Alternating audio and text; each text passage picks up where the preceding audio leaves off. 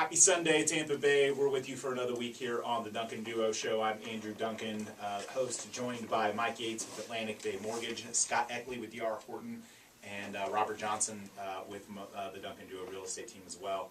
And we're going to start off the show today talking about new construction and the new construction market. And Scott, without mentioning company names, it was a great big merger this past week of two large builders. And I think it kind of goes to kind of an understanding from a higher level about what's going on in the new construction market. It sounds like, more of that, could occur as builders look to, strategically align costs, buy more materials in bulk, do things like that to control margins, as well as just, it's an ongoing thing. I think anytime an industry is hot, companies look to do things like that. Yeah, it's all those things, plus, the number one asset in the new home industry is land. You got to have land, because if you don't have land, you don't have anything. And so Ryland and Standard Pacific were two standalone companies. They were the number 5 and 6 builders who merged it's been almost 2 years, and became the number 4 builder. And recently, the number 2 builder just bought number 4. So to become number 1, basically, was their goal. Yeah, they're gonna. It'll be interesting. It appears from a revenue standpoint, they'll be the largest home builder in the U.S. From a volume, number of homes sold, it'll be very close between D.R. Horton and Lennar, but clearly D.R. Horton and Lennar are battling it out. The two big kids on the block. Yeah. So as publicly traded companies, our challenge is we got to continue to grow, and it's that raw land that is the hardest part in our business in many ways. And so when you acquire a company, you get a lot of dirt. Right, and I think that's probably one of the things that they looked at. Okay, how can we acquire more dirt? Oh, we can't, but we can acquire this company that has a lot of dirt. You got it. And we talk about new construction on the show a lot, mostly because I think sometimes it's an overlooked segment of the marketplace for some buyers. Obviously, at our company, we do everything we can to make sure our customers are aware of the benefits of buying new construction homes and the incentives and perks, so to speak, of lower utilities, lower insurance costs, all those types of things, but also the ability in some ways to not necessarily customize everything, but a lot of the track builders, you're not building a custom home, but you can pick some selections. You can have some control over picking what you have in your brand new home. Yeah, absolutely. And the homes to a certain degree it's almost like the fashion industry, right? What's styles change, and what people want maybe doesn't move quite as quickly as the clothing / fashion industry, but we definitely see changes, and we did Tuscan for forever. It seems like in Tampa, and there was just one Tuscan community after another, and that's kind of out, and it's kind of this. There's a little bit more of a modern edge look to it that you see, and that's very hot with lots of whites and grays and more open concepts, and being able to stay relevant to what people want is really important. It's funny, I read a blog post about the modern concept and the change of floor plans and how, back, 30, 40 years ago, homes were built with these square rooms kind of all around each other. And, I was reading an article about, how that's evolved. And what was surprising to me was the author's, who's a super prominent person in the real estate community, was insistent that HGTV and a lot of the reality real estate TV shows had such a huge influence on everything going so modern and open, because that's the only way you can film the show. That's right. If they have these little tiny boxed up rooms, you can't get people in them, and so I even read something that some of the housewife shows, for example, on Bravo and different things, they look at the homes of the people to decide and make sure they're open and big enough for the camera crews, or else the person doesn't make the show. It's like, oh, your house doesn't work, you're out, which I thought was kind of interesting, how important that is. But I think we are in a reality TV environment. Half the shows on TV are reality TV now, and there's a lot of them geared around real estate. I can't tell you how many moms and wives that I've met that their favorite show is that Fixer Upper and that Joanna Gaines. Or Property Brothers. Property Brothers is a big one. Chip and Joanna, every house they go into, it's the same. Or let's Yeah. remove these walls, Exactly. rip these Let's walls open down, everything open it up. up, and Yeah. lots of whites and grays. So and then what continues? The new construction. Guess what? You guys are opening everything up. Yeah. You got to, it's like you're walking into a Best Buy. This thing over in the corner here, and it's funny. Like I wonder what would happen if you did like a reality TV show with a new home builder. That would be kind of funny. I can see some drama for sure. Like the stuff that happens. Yeah, I always tell people during the process, look, there will be, you'll have ups and downs. There will be trades that are supposed to show up to do work on a Monday, and they don't show up that Monday. They don't show up Tuesday, and it pushes everything else back. But at the end of the day, I promise you, we're going to deliver a product that you're really, really happy with. And so, don't get caught up in the ups and downs during the process. Just you keep your eye focused on the final destination. Yeah, and I think that's having a market where we have a labor shortage. It's something that's pretty common. I think being in the real estate industry yourself, and Robert, I'm sure you've seen this with home sellers. When we're dealing with contractors, I always tell people, if the contractor says he's going to be there Monday, then he's going to be there Monday-ish.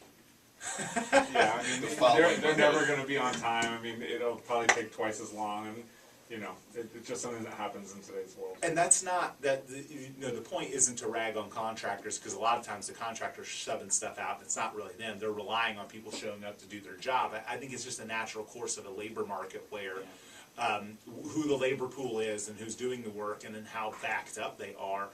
We're telling our customers. I mean, we have home sellers who need to get stuff done, and we're telling them, look, it's going to be 3 weeks. Well, I mean, I read an article yesterday that said that they're actually going in and recruiting high school students to go, and they're telling them they can buy a house in a couple of years, and I mean they're so short right now. And it's not just that, they're doing the free classes. They're doing some sort of free something. I think that to help you get your GC, they're doing some sort of free educational type stuff with. So they're adding a lot of incentives because they need the man labor, and it's just not out there. Yeah, there's 2 points in there. That's absolutely right. If you're a skilled trade in this market, and when I say skilled trade, electrician, plumber, mason. There is no reason you can't make a $75,000, $80,000 a year. Yeah. I mean, there is just plenty of jobs, and I know we live in a world where it's all technology and apps, and maybe that's what young people focus on. But for those who like working with their hands and want to be outside, it is a great place. And the other piece is going back to your comment earlier with the trade base. The challenge we have in this market it's the growth. Yeah, I was at a conference last week. Metro Studies, a data analytics company. Really smart people, great information, and there's no guarantees. But all of the fundamentals in our marketplace, the Greater Tampa marketplace, they're very good. And it's just like one little piece is the number of homes that are in foreclosure, pre-foreclosure. It's like 2 or 3%. It's nothing. People that own homes are making their mortgage payments, which means you're not going to have those short sales and distress sales. Yep. And that's just one example, but everything's in place. Job creation's there. So, I talk to a lot of realtors who are like, I think these prices are a little high. Maybe we wait 6 months.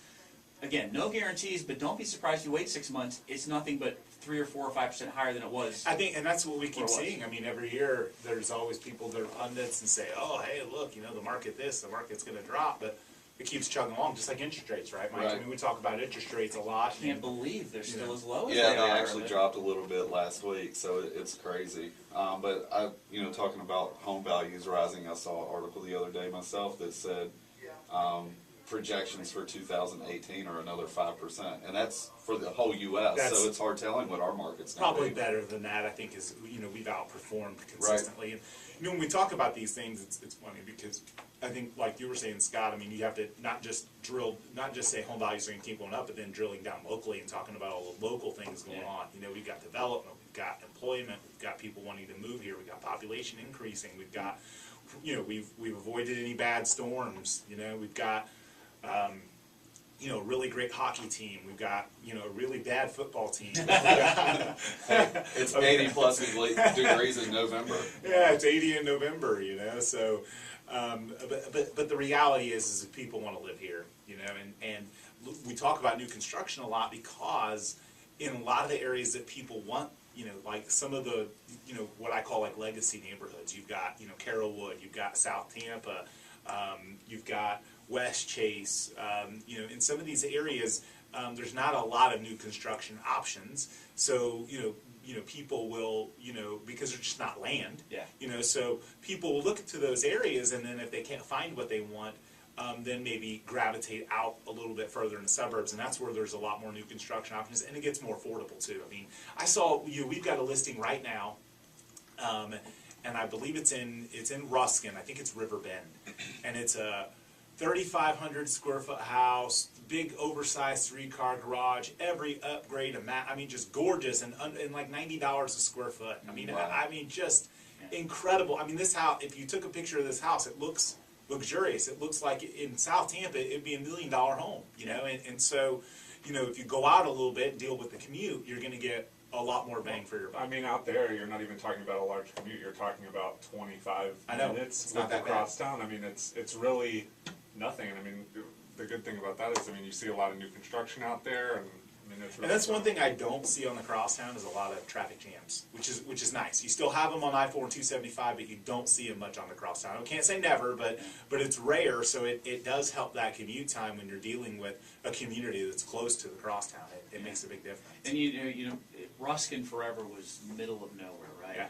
Yeah. There's a lot going on in that Yeah. area. Oh, yeah. And again, it's much more affordable. And shops, restaurants, infrastructure. Oh, it's not only it's there. It's there, and more of is it's coming. Yeah, and so buyers need to think about that. But you're absolutely right, because if you want to, I mean, a lot of people are like, yeah, we wanted to live in South Tampa. We had no idea. Yeah, how it's pricey like, it's okay, become. so I'm going to get a 1,300 square foot house for $385, or I'm going to get a 3,800 square foot house for $350. Yeah. It's literally the difference that you see, and again, to each his own. I mean, there are people that certainly will pay the premium that would love to live in South Tampa. I'm one of them. But there are also plenty of people who would say, I'd much rather maybe deal with a little bit more of a commute, and live a little further out, have a nicer, newer home that costs me a lot less money. That's right.